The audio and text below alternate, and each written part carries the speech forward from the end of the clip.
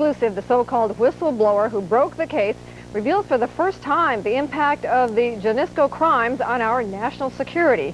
Channel 2's Doug Bruckner reports. One of the most serious defense fraud cases of the 80s revolves around this pressure transducer, key part in the guidance system of the HARM missile. 3 men are behind bars because this technician tipped the FBI that his boss's scheme made the missiles unreliable.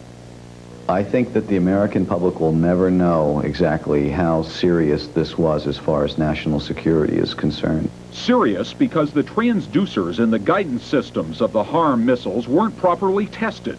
Navy pilots depend on HARMs to neutralize enemy radar before it locks on for the firing of surface-to-air missiles.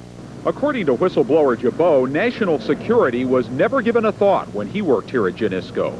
According to the whistleblower, the product's supervisor then bragged about fooling the government. There would be times where he would almost stand up on top of a chair and pontificate about how he would be getting paid good money to cheat.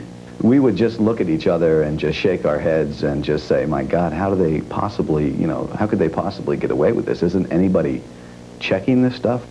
Assembly workers turned a blind eye to the fraud until the U.S. attack on Libya in 1986. HARM missiles were used in that air raid. And that's when Gibeault started thinking about going to the authorities. Very few of the missiles worked. In fact, I'm pretty sure that they had quite a few problems with the Libya bombing raid as far as the HARM missile doing its job. And you think all those problems came right back to what was not done at that Simi Valley plant? Absolutely. A special alert on HARM missiles was flashed worldwide after the military heard Gibeault's story. The whistleblower was told not to talk about it. The HARM missiles had to be withdrawn from strategic positions around the world so that they could be retrofitted. Thank goodness there was no crisis in the world, or a crisis, let's say, in the Persian Gulf, which is one of the places where the HARM missile was being deployed on ships. Congress will soon hold hearings on the Simi Valley fraud and what it meant to the nation's security. Whistleblower Gibeault will be a key witness. Doug Bruckner, Channel 2 Action News.